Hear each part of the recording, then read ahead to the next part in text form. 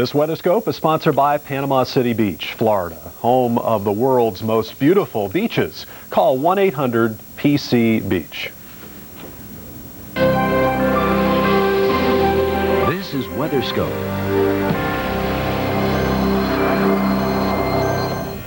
Well, Super Bowl Sunday is just around the corner, and we've got special coverage and the forecast for the game coming up. Good morning. I'm Rick Griffin. Welcome to WeatherScope. More on that situation, the weather situation in San Diego, in just a few moments. And I'm Will Annan. Meanwhile, parts of New England are still feeling the effects of the winter storm that disrupted much of the East Coast yesterday. You're still seeing freezing rain this morning, especially in eastern Maine along I-95. And we'll be covering that for you, as a matter of fact, as well. But right now, we're going to check in with Jim Cantore, who is still on location. And Jim right now is on location in Stowe, Vermont. He's away from the freezing rain. He has found the snow, and parts of that state received up to a foot of snowfall overnight. So, Jim, give us the latest. Well, the good news is everyone feared, for some sleet and freezing rain. That did not occur up here in the mountains. So basically, we've just got about a foot of powder up here this morning. It's great skiing. You can see the snowcats out just doing some of the last-minute grooming. They just started the gondola here at Stowe, and as you look up the mountain, all you can really see here, this is kind of like a snow bowl, this whole area, as you pan around, and it just kind of takes in the snow big time. But as you look up, you can only see about a third of the mountain. I mean, there's still 2/3 of the mountain that goes up here, and just some great skiing. We were out here skiing last night, some night skiing, before the 65 to 70 mile per hour winds kicked in, and they had to actually shut down the gondola and close things out. But no doubt, a lot of folks did not make it up here last night. If you think about a typical weekend in New England, you have all your big cities, Boston, New York, Providence, Hartford. They all get out of work and they skedaddle up here for the mountains and for weekend skiing. And the roads were just horrendous, Will, last night. So a lot of folks were delayed. And I'm sure a lot of early risers this morning have been making their way up to the mountains for what is going to be a powder day, a great day of skiing here across northern New England. Just the kind of thing Vermont needed, as they are still, believe it or not, in ways dealing with the ice storm of the past. Back to you. Thanks a lot, Jim. And once again, Jim Cantore having fun in the mountains of New England. Let's show you what's going on right now, because we're still tracking one storm. It's on the move right now to the northeast. Still looking at some freezing rain, which is glazing much of the highways now. Interstate 95 covers most of eastern Maine with a glaze at the present time. Heavy rainfall has been off and on in and around the Boston region, and we're looking at some gusty winds too. Storm system number 1, again, you can see the strong easterly winds buffeting the coastline. So we do have some no longer storm warnings, but just gale warnings are still in effect right now from Eastport, Maine, all the way down to Watch Hill, Rhode Island, as at the present time. For the big cities this morning, temperatures well above freezing. Boston 34 degrees with the rain, 39 degrees New York City. Here's a look at the problem areas like around Bangor, Maine, where once again we're looking at freezing rain all coming down right now along Interstate 95 to the west of there. Just some light snow showers.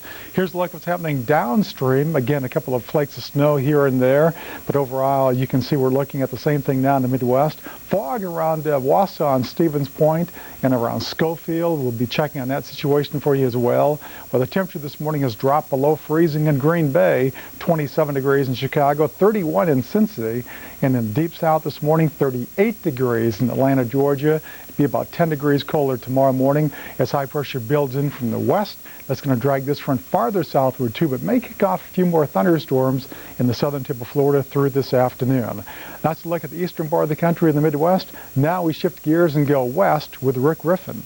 Will, in the Pacific Northwest today, it's going to be another stormy day. In fact, just a little while ago, 60-mile-an-hour wind gusts were reported in Tillamook County, Oregon. Of course, we're going to have rain and mountain snow with that new northwest system, too. Now, it's possible even northern California, like the Bay Area. San Francisco could see a little bit of light rain later today from this new system. And of course, yesterday you got some rain off and on for about a 2 or 3 hour period here in the afternoon. The rain didn't last very long, just a couple hours, as I mentioned, but it was heavy enough to force you to get out the umbrellas and also to make driving a little slow and go. By the way, the official total, I think, was 600s at San Francisco International, up to about 2100s at Kent Field on the north side of the Golden Gate Bridge. This morning, well, we see offshore the beginning of a patch of showers that may be moving towards the mouth of San Francisco Bay here in the next hour. But the most substantial precipitation now is actually just a few very light showers east of Chico up towards Paradise, and a few showers of rain and snow on the northeast plateau of California. There's, of course, much more substantial precipitation in the northwest. That includes a pocket of rain and mountain snow moving through Idaho and the northern sections of the Rockies and western Montana, and a new round of rain and mountain snows coming into western Oregon and western Washington. It's raining in Seattle, raining in Portland, Olympia, and also Hillsboro, and the mountain passes are getting snow. So if you have skiing plans today at Mount Hood Meadows or Mount Baker, be aware that you possibly could need your chains if you're heading to the mountain locations because of snowy highways. There's a little rain right now around Salt Lake City. The southwest is basically fair. The Four Corners in good shape. And now you do have some high cloudiness that's moving into your region, but the type of cloud cover that does not produce precipitation. 28 in Albuquerque right now. You should...